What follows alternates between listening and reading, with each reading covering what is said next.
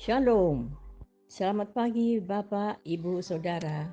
Terima kasih telah bergabung bersama kami dalam renungan harian Jemaat GKJ Bandung.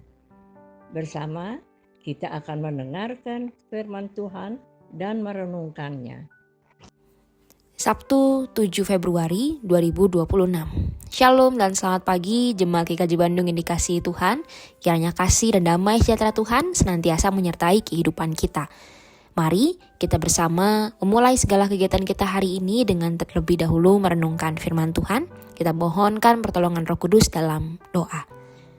Ya Tuhan, kami mohon sertailah kami dalam firman-Mu yang akan kami dengar pada hari ini, supaya kami pun dimampukan untuk meneladani tokoh-tokoh Alkitab yang Tuhan beri hikmat untuk boleh memberitakan kerajaan Tuhan dengan berbagai macam cara. Terima kasih Tuhan, amin. Renungan hari ini diambil dari kitab Kisah Para Rasul pasal yang ke-9, ayat 36 sampai dengan ayat yang ke-39. Di Yope, ada seorang murid perempuan bernama Tabita yang dalam bahasa Yunani disebut Dorcas. Perempuan itu banyak sekali berbuat baik dan memberi sedekah. Namun, pada waktu itu ia sakit lalu meninggal. Setelah dimandikan, ia dibaringkan di ruang atas. Karena Lida dekat dengan Yope, murid-murid yang mendengar bahwa Petrus ada di Lida, mereka menyuruh 2 orang kepadanya dengan permintaan, "Segeralah datang ke tempat kami." Berkemaslah Petrus dan berangkat bersama mereka. Setibanya di sana, ia dibawa ke ruang atas. Semua janda datang berdiri dekatnya dan sambil menangis mereka menunjukkan kepadanya baju-baju dan pakaian yang dibuat Dorcas waktu ia masih bersama mereka. Renungan hari ini diberi judul Tabita atau Dorcas. Jemaat dikasihi Tuhan, di kota Yope, Alkitab memperkenalkan kepada kita salah seorang murid perempuan bernama Tabita yang dalam bahasa Yunani disebut Dorcas, yang kehidupannya menjadi kesaksian yang begitu kuat tentang bagaimana sebuah perbuatan kecil bisa menghasilkan dampak yang besar dan begitu mendalam. Tabita tidak dikenal sebagai seorang pengkhotbah, pemimpin, atau mungkin tokoh yang sering tampil di depan banyak orang. Ia dikenal karena banyak kebajikan dan ia memberi sedekah.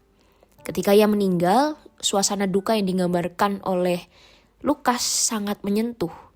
Para janda mengerumuni Petrus sambil menangis dan memperlihatkan baju dan pakaian yang pernah dijahit Tabita bagi mereka. Pakaian-pakaian itu bukan sekedar benda, tetapi adalah sebuah bukti nyata kasih yang pernah mereka terima. Kasih yang menghangatkan tubuh sekaligus memulihkan martabat orang-orang yang terpinggirkan.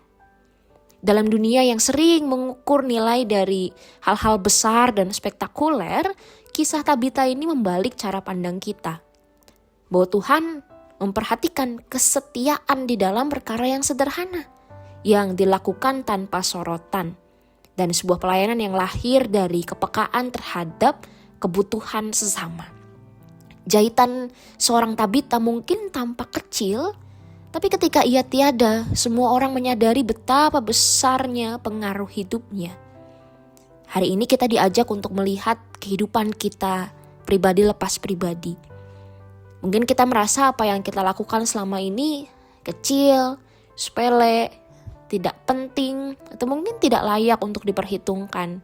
Tapi mari kita percaya bahwa di tangan Tuhan, perbuatan kecil yang kita lakukan dengan kasih yang besar tentu bisa menjadi sebuah sarana memelihara, menghibur, bahkan memberi pengharapan bagi banyak orang.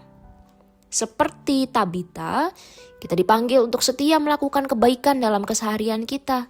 Sebab kerajaan Allah seringkali memang bukan dibangun melalui tindakan-tindakan besar, tapi melalui kesetiaan kecil yang terus-menerus dan penuh dengan cinta kasih.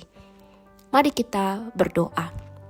Hari ini Tuhan, kami belajar dari Tabita yang menunjukkan kepada kami bahwa perbuatan yang mungkin terlihat kecil ternyata begitu besar dampak dan pengaruhnya dalam kehidupan sesama kami. Ajar kami juga untuk percaya bahwa melalui perbuatan kami yang sederhana, kami dapat membawa kehangatan cinta Kristus dalam kehidupan sesama kami. Terima kasih ya Tuhan, di dalam nama-Mu kami menyerahkan kehidupan kami. Amin.